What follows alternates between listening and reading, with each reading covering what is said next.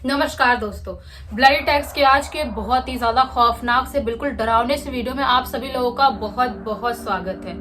जी हाँ दोस्तों, आज का वीडियो बहुत ही ज्यादा डरावना होने वाला है और आज से 25-30 साल पहले ऐसी क्या घटना घटी थी जिसकी वजह से पूरा गांव हिल गया था, वो भी आप लोगों को पता चलने वाला है। दोस्तों, क्या आप लोगों ने कभी सुना है कि जिन्नों की भी बारात जा सकती है? जो जिन्न होते हैं वो भी शादी करते हैं, वो भी बारात निकालते हैं, वो भी सेलिब्रेशन करते हैं। जो आज की स्टोरी है इसमें हमको पता चलने वाला है कि कैसे जिन लोग अपनी शादी को सेलिब्रेट करते हैं और कैसे उनकी बारात निकलती है, और अगर किसी ने उनका बारात देख लिया तो उसकी जिंदगी में क्या कोहराम मच जाता है या क्या उसको सक्सेस मिलता है। सब कुछ आप लोगों को इस वीडियो में पता चलेगा, इसलिए इस वीडियो के अंत तक जरूर बने रहना। दोस्तों, ये जो स्टोरी है ये मधु नाम की लड़की ने लिख के भेजा इंस्टाग्राम में, और ये जो घटना घटी थी उसकी चाची के सामने घटी थी, और ये घटना उसकी चाची ने उसे और उसके भाई बहनों को बताया था कि कैसे उसकी चाची बहुत छोटी थी, यही 8-10 साल की,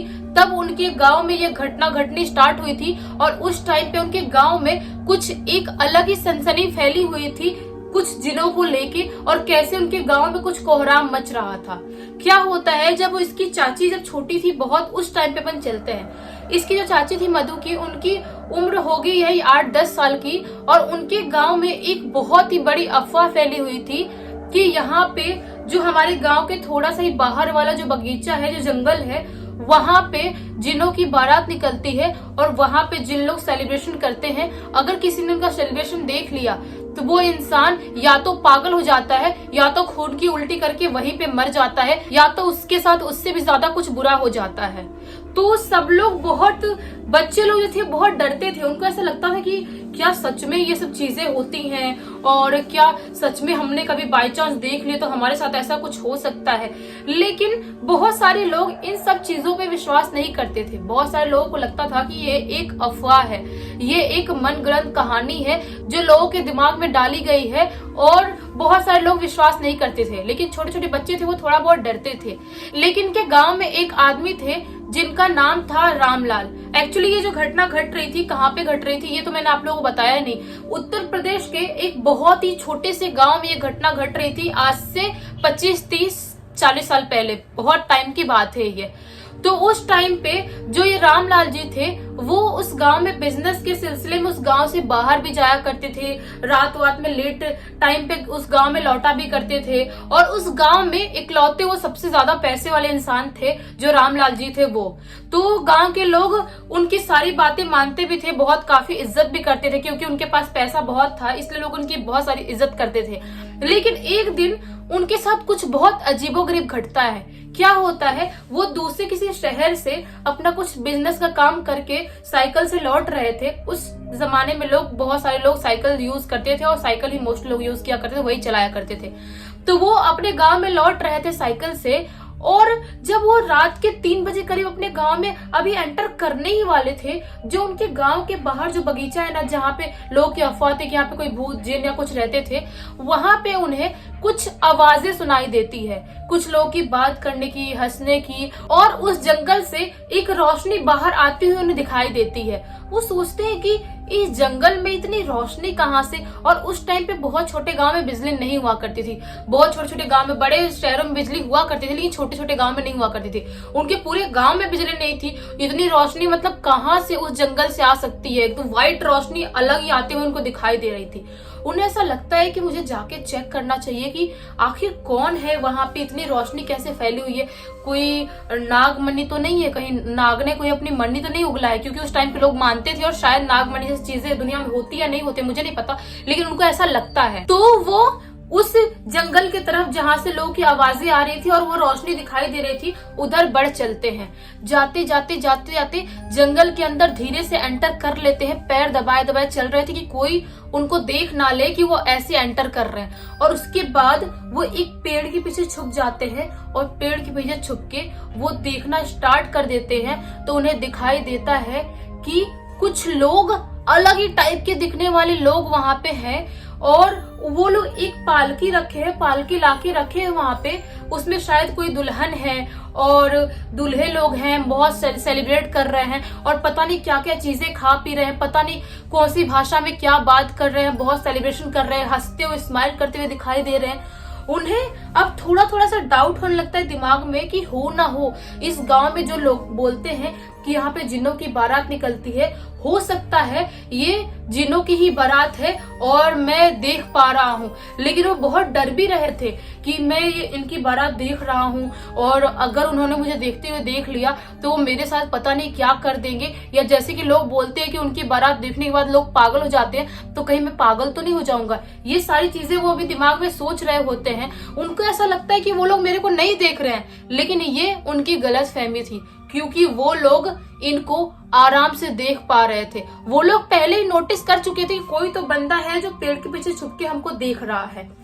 वो क्या करते, सेलिब्रेशन करते करते उनमें से 2 आदमी हट्टे कट्टे एकदम लंबे चौड़े दिखाई देने वाले, अलग से बिल्कुल दिखाई देने वाले आदमी उनके पास आते हैं और कुछ खाने को उनको देते हैं। अलग टाइप की कटोरी थी, उस कटोरी में उनको कुछ खाने के लिए देते हैं और बोलते हैं कि ठीक है आप खा लिए, यहाँ से चले जाओ, लेकिन जो भी चीजें आपने अपनी जिंदगी में देखा है वो किसी के साथ शेयर नहीं करोगे, चाहे वो आपकी वाइफ ही क्यों ना हो, किसी के साथ शेयर नहीं करोगे। अगर आपने ये सारी चीजें किसी के साथ शेयर कर दी तो वो आपकी जिंदगी का आखिरी दिन होगा। तो ये जो थे रामलाल जी, वो बहुत ज्यादा टेंशन में आ जाते हैं, सोचते हैं कि मतलब क्या बात करें, दिमाग में उनकी खलबली तो मच गई थी, बिल्कुल डर रहे थे वो, लेकिन ऐसा जाहिर नहीं होने दे रहे थे उनके सामने कि मैं डरा हुआ हूँ। वो बोलते हैं नहीं नहीं मैं किसी से कुछ भी शेयर नहीं करूंगा। वो जो कटोरी में देते हैं वो लोग, वो खा के वहां से निकलने लगते हैं। अभी थोड़ी देर वो लोग बाहर निकले ही थे, अपने साइकिल से जा रहे थे, ऐसी साइकिल हाथ में लेके जा रहे थे, चला के नहीं जा रहे थे, सोचते सोचते जा रहे थे, तभी उन्हें अचानक से रोड पे इतनी मोटी नोटों की गड्डी पड़ी हुई दिखाई देती है। जब वो नोटों की गड्डी देखते हैं तो बिल्कुल हैरान हो जाते हैं, बिल्कुल हक्के बक्के हो जाते हैं कि इतनी मोटी नोटों की गड्डी मुझे ऐसे रोड पे कैसे मिल गई।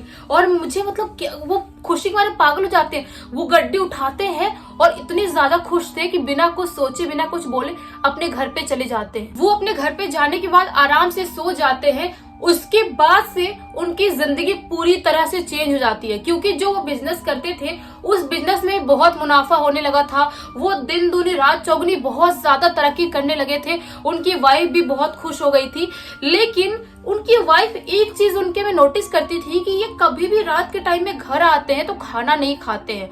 उनकी वाइफ के दिमाग में एक चीज खटकने लगी, कहीं इनका बाहर कोई चक्कर तो नहीं है जिसकी वजह से ये बाहर से खाना खा के आते होंगे दूसरी औरत घर पे, इसीलिए मेरा बनाया हुआ खाना रात के टाइम में नहीं खाते। लेकिन बात कुछ और ही थी। क्या होता था कि जो ये रामलाल जी हैं, ये रोज रोज उसी जंगल में जाते थे, उनकी बारात देखते थे, वो जो खाने के लिए चीजें देते थे वो लोग वो खाते थे और अपने घर वापस आते थे। उनकी वाइफ के दिमाग में ये भी आ रहा था कि अगर ये रात में नहीं भी खा रहे हैं, कोई चक्कर नहीं भी है कहीं पे, तो ये इतने मोटे तगड़े कैसे होते जा रहे हैं। मतलब मैं खिलाती तो भी इतने मोटे नहीं हो रहे थे, अभी अच्छे खासे मोटे तगड़े दिखाई दे रहे हैं, अच्छे हेल्दी दिखाई दे रहे हैं। आखिर चक्कर क्या है? क्या सच में इन्होंने कहीं शादी वादी तो नहीं कर लूंगी? उनकी माइंड में उनकी वाइफ की ये सब चीजें आती रहती थी।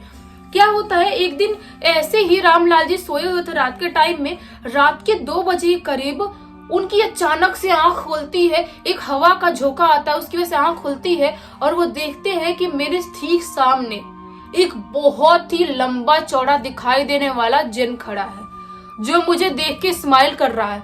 वो जो रामलाल जी थे वो उसको देख के बहुत ज्यादा घबरा जाते हैं, बिल्कुल डर जाते हैं, सोचते हैं कि मतलब ये यहाँ पे कैसा, कौन है ये, मतलब जिन जैसा दिखाई दे रहा है, वैसे दिखाई देते जैसे लोग मुझे रोज दिखाई देते हैं, लेकिन यहाँ पे क्यों आया है? अभी कुछ सोच ही रहे होते हैं, तभी वो जिन बोलता है कि देखो कुछ भी हो जाए, तुम किसी को कोई भी चीज नहीं बताओगे जो तुमने पिछले दिनों से सारी चीजें नोटिस किया और सारी चीजें देख रहे हो।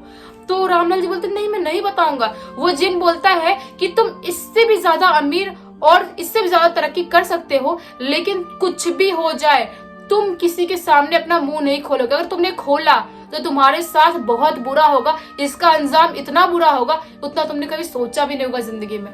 तो बहुत घबरा जाते, बोलते नहीं नहीं, हाथ जोड़ने लगते, बोलते नहीं नहीं मैं कुछ नहीं बोलूंगा किसी को, आप प्लीज यहाँ चले जाइए, मुझे डर लग रहा है। तो वो ऐसा बोलते ही है वो वहां से गायब हो जाता है। उसके बाद उनकी जिंदगी बहुत नॉर्मल वैसी चलती जा रही थी।